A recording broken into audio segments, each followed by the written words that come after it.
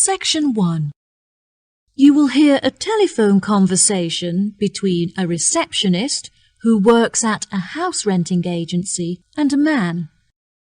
First, you'll have some time to look at questions 1 to 4.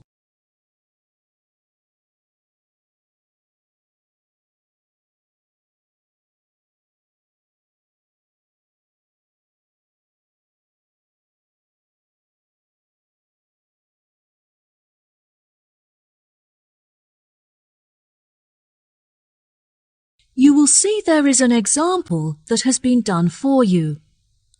On this occasion only, the conversation relating to this will be played first. Hello, how can I help you today?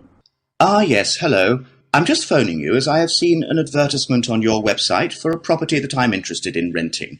If possible, I'd like to find out some more information before I organise a viewing. No problem at all. What is the address of the property that you'd like to inquire about? It's 21 North Avenue. Okay.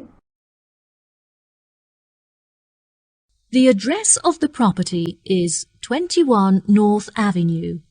So, 21 North has been written in the space. Now we shall begin. You should answer the questions as you listen, because you will not hear the recording a second time. Listen carefully and answer questions 1 to 4. Hello, how can I help you today? Yes, hello. I'm just phoning you as I have seen an advertisement on your website for a property that I'm interested in renting. If possible, I'd like to find out some more information before I organise a viewing. No problem at all. What is the address of the property that you'd like to inquire about? It's 21 North Avenue. Okay, what is it that you'd like to know? First of all, I'd like to know what facilities the office has, as I need to make sure that it'll be suitable for my advertising company. I see. The office contains a large open-plan space with a wide frontage onto a busy street with lots of passers-by, so your business would have a really good street presence. There is also a toilet and newly refurbished kitchen equipped with a dishwasher and oven. Wow, that sounds great. I'd definitely like to register my interest. Okay, perfect. I just need to take some details from you, if that's okay. What is your full name? Jonathan Smith. And what position do you hold in your company, Jonathan? Until recently I was sales manager. However, I've recently been promoted to regional manager, so I'll be in charge of running our new office. Can I ask where the office is located? Yes, of course. It's located downtown, just around the corner from Royal Square Shopping Centre. That's a bit too far out of the centre for my liking. I'd much prefer to be located in close proximity to the station. Do you have any property located in that vicinity? It would help me to narrow down the results if you could tell me how many employees you intend to have working in the office. Our branch is made up of 30 employees, and we'd like some extra space for meetings and presentations. Most average office spaces are around 8,000 square feet, but it sounds like you would need more space than that. I think that 10,000 square feet would be more suitable for your needs. Now, let's see, we have 10 properties that match those criteria, so let's try and narrow it down. Before you hear the rest of the conversation, you have some time to look at questions 5 to 10.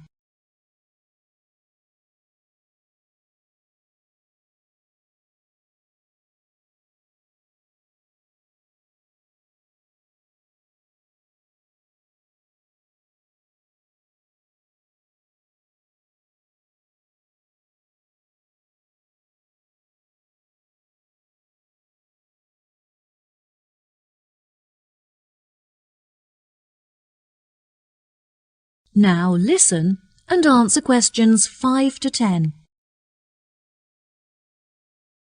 Do you have any other requirements? Well, we'll need access to the office 12 hours a day, but security should be 24-hour. We don't hold any money on the premises, but it's crucial that we protect our customer information against theft. Okay, anything else? Yes, ideally I would prefer the new office to be split over 2 levels, so that the working office area is kept separate from street level. That will enable us to locate a reception at ground floor level to welcome customers when they arrive. And are there any particular facilities that you need? Our employees work very hard throughout the day, and I want to make sure that they're well nourished.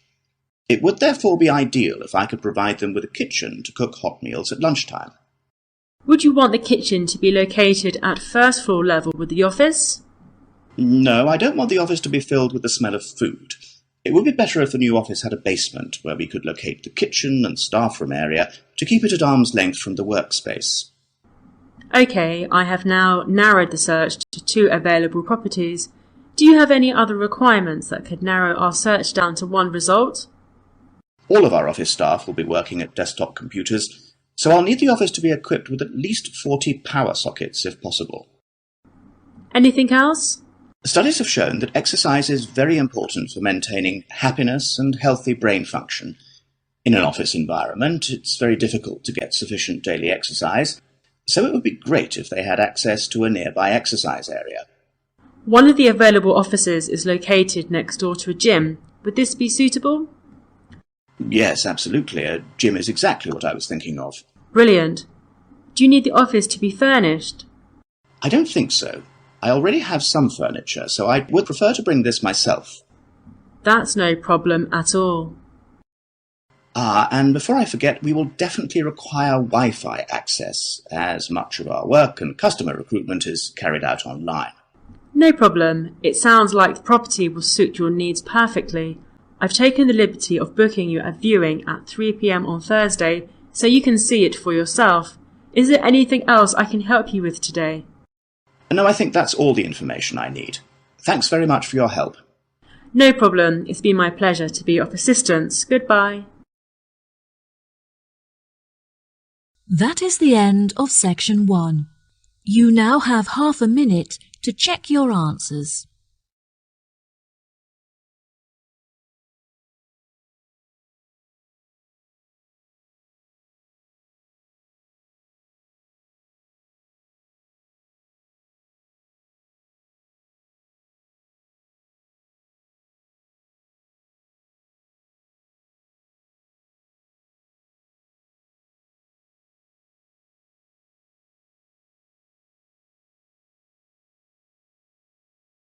Section 2. You will hear a tour guide giving a talk about a relaxation centre.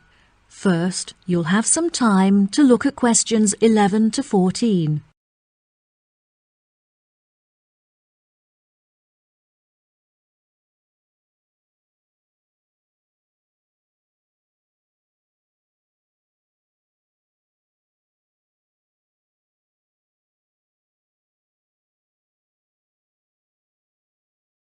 Now listen carefully and answer questions 11 to 14. Hello everyone, my name is Sally. Welcome to our globally renowned spa and relaxation centre here at Island View Estates. Before you all wander off and begin exploring the facilities, I'd like to go over a few things. Now, this year is a very special milestone for our beloved centre, as it is our 25th anniversary.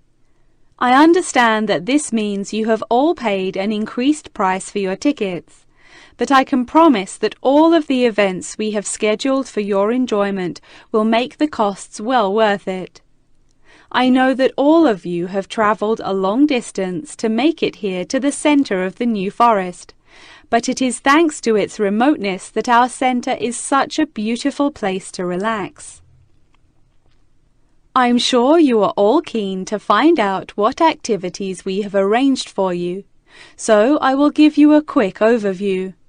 Tomorrow we have arranged for you all to participate in a yoga session for the duration of the morning, followed by a day of relaxation at the pool, where we have ample sun umbrellas to protect you from the sun.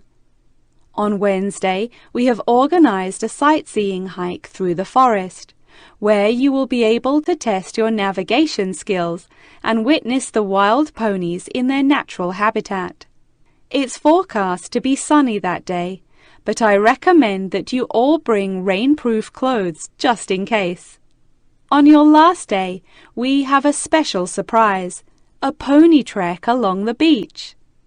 We ask that you all wear full-length trousers and that all women have their hair tied up in a ponytail. Helmets are provided at the center for those who would like to wear one. There are a couple of beautiful attractions here at the center that you must all be sure to visit before you leave. The Rose Garden, located just at the corner of the property, is home to many indigenous species and is beautifully serene and peaceful, the perfect place to collect your thoughts or read a book. Our sunset boat ride has been the favorite attraction for many of our visitors. Simply hop aboard and relax whilst we sail you out into the open sea to witness one of the most beautiful spectacles that nature has to offer. Last, but certainly not least, is the freshwater pond, which serves as a watering hole of sorts. Some of you may even be lucky enough to spot our resident kingfishers, who are members of a very rare and endangered species. Once you have all unpacked and settled into your rooms, we will be taking you out to the neighboring island for a bonfire and barbecue dinner. The island is very small, and the bicycle trails make it very easy to explore all of its beautiful corners. As the island is entirely separate from the mainland, it has never been inhabited by wildlife, so you can all roam freely and safely. We have some bonding exercises for you all to take part in around the bonfire, where you can potentially make new friends and discover a lot about yourself. Before you hear the rest of the talk, you'll have some time to look at questions 15 to 20.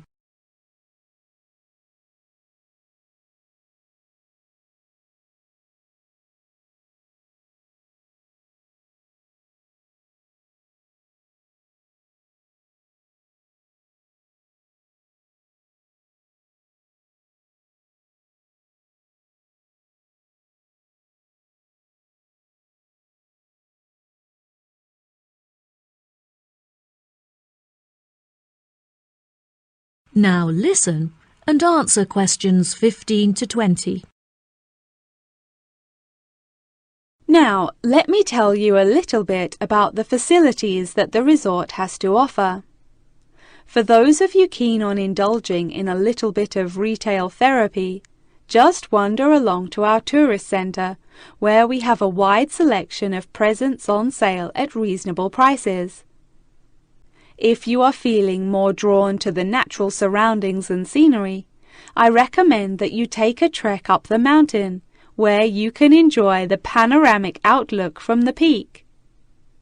For a bit of cultural indulgence, why not pay a visit to our small on-site theatre, where you can enjoy watching a range of movies and check out some works by our resident street artists. Just a 10-minute walk down the road is the local art museum, where you can roam around the sculpture courtyard or admire the many artworks on display. Here at the resort, we are incredibly lucky to be located right next to a nature reserve, where many species of endangered wildlife live in the pond. Just on the bank is a small hut where visitors can observe the fish and birds in their natural habitat. Now, if any of you are interested in history, you have the very interesting opportunity to visit the ancient building at the south side of the grounds. The building is now a museum. However, it originally served as a jail for those charged with crimes of treason against the royal family. Well, that just about rounds it up. Now, if anyone has any questions? That is the end of section 2.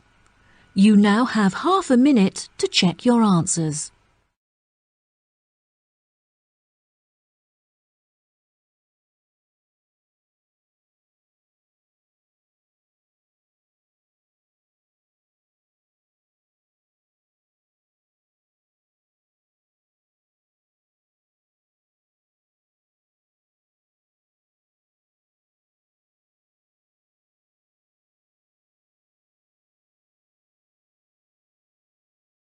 Section 3. You will hear Lara and Tommy, 2 students, talking about their book club. First, you'll have some time to look at questions 21 to 24.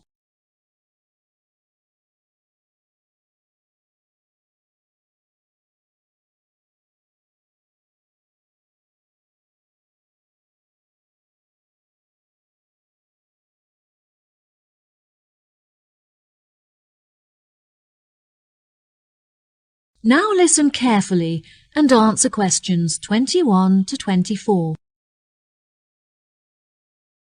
Hi, Tommy. I haven't seen you for ages. How have you been? Oh, hi, Lara. I'm great. I've just joined a local book club that meets every Wednesday, and I'm really enjoying it. Next week, we're discussing the novels of Charles Dickens. I'm really looking forward to it, as he's my favourite author. Yes, absolutely. His novels are wonderful. I attended Dickens Book Club too.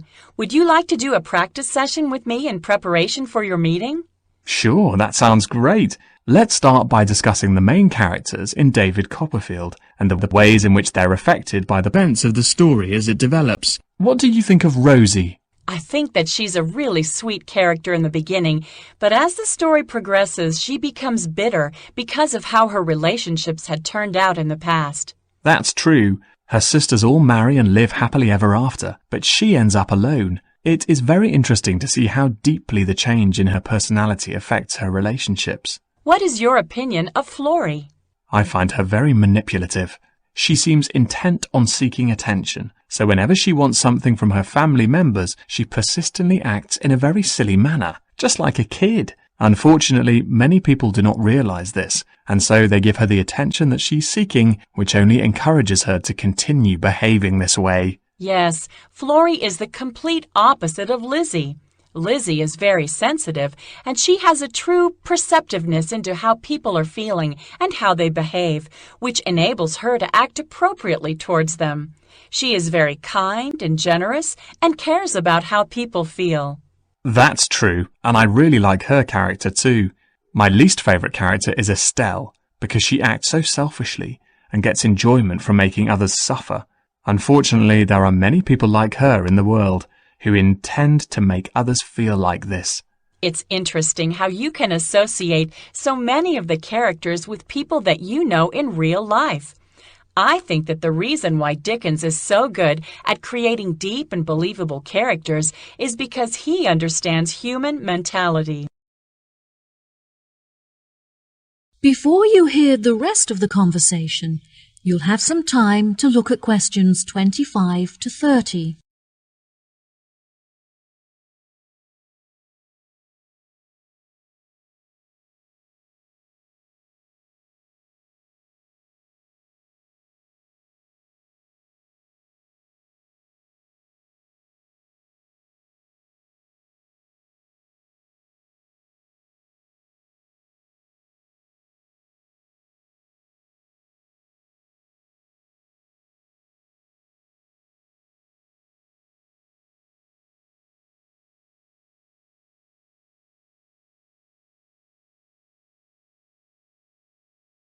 Now, listen and answer questions 25 to 30. Absolutely.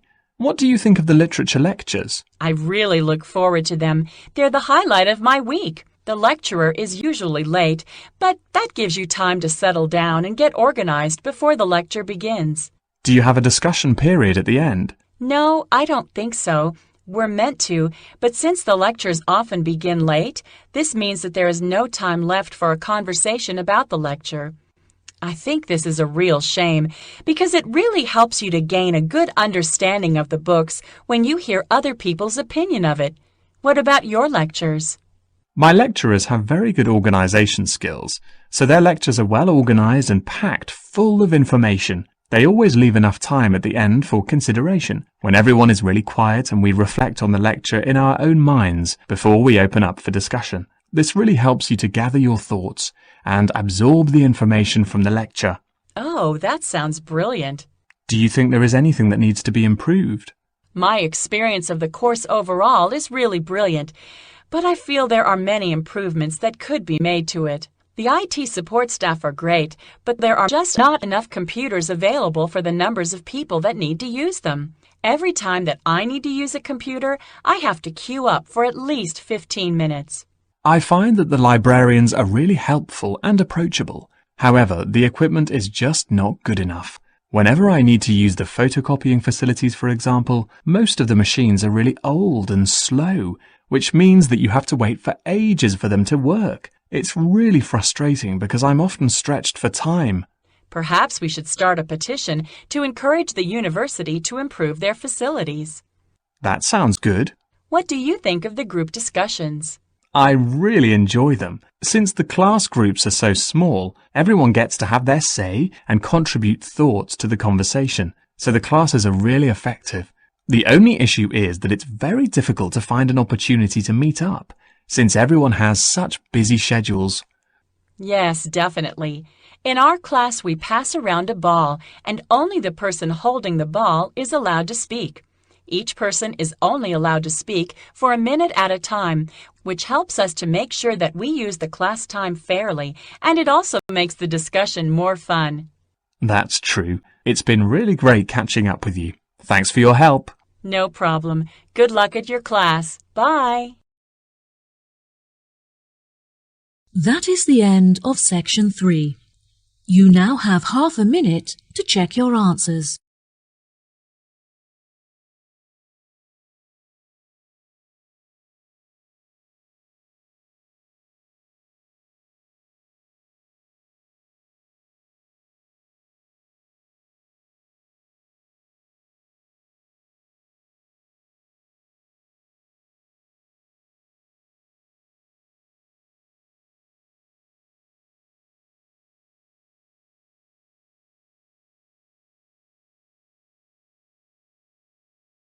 Section 4. You will hear a talk on research into music. First, you have some time to look at questions 31 to 40.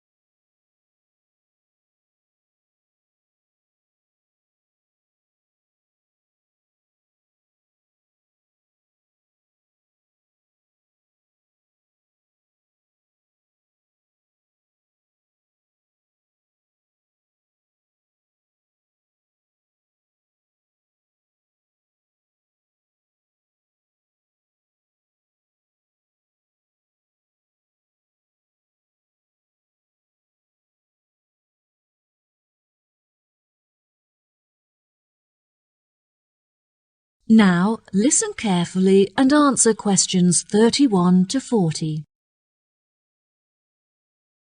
Today we're going to delve into the fascinating history of music in Britain and the evolution that it experienced throughout the duration of the 18th and 19th centuries. During the second half of the 18th century, Britain experienced an industrial revolution, during which its manufacturing industry underwent a major transition from hand production methods to the use of machinery. This sudden boom in the industry drew thousands of people into the cities, where they knew they'd be able to find jobs in the factories, working with or maintaining the machinery. This sudden influx of people into the cities did not just come from the surrounding countryside, but also from other poorer nations in search of a better life. Between 1800 and 1900, the population of England increased by 4 times. This mass immigration from different nations and areas of the country resulted in a variety of cultural influences meeting and mixing to form a new, more diverse culture. With this new culture came a new style of music. Prior to the Industrial Revolution, music had originally been written to reflect the hard, labour-intensive life in all kinds of industries when all work had to be done by hand. Most people resided in small rural communities where their lives revolved around farming. Life for the average person was difficult, as incomes were meagre, and malnourishment and disease were common. Despite the difference in nationalities of the people and the variety of musical genres, all of the music shared one common language, English. As many were unable to write, the songs were a means for the people to give voice to their experiences and feelings about their hard and laborious jobs. Most of the music written by the workers during this period has been lost as a result of illiteracy and the wear of time. Now, you may be asking yourselves how these small musical works were formed. The roots of most of these groups can mostly be traced back to the younger members of the working classes, who were perhaps rebelling against the inferiority of their living and working conditions compared to those of the upper classes. Young performers would often lead these musical trends, usually possessing a great talent for singing or playing particular handmade instruments.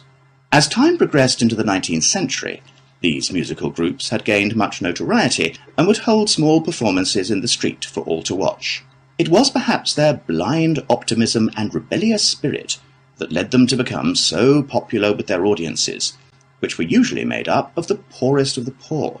Despite efforts by the upper classes to put an end to these musical traditions, they continued to gain popularity and flourish. By the late 1870s, they had evolved past the barrier of the social echelons and gained access to the middle class. Performances were held in proper establishments such as village halls, and some were even ticketed, with audiences paying a fee for the privilege of watching. Music produced by these groups were better recorded, and some is still preserved today in museums. The music of these groups may not exist in the present day, but its influences are still clear if you look closely enough.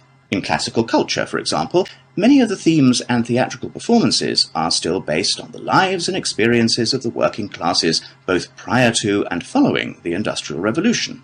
The novel entitled Les Miserables by Victor Hugo, for example, is a novel about the French working classes and is still widely popular today. The original recordings of the music written during these periods are now hugely valuable due to the demand from avid collectors and enthusiastic fans.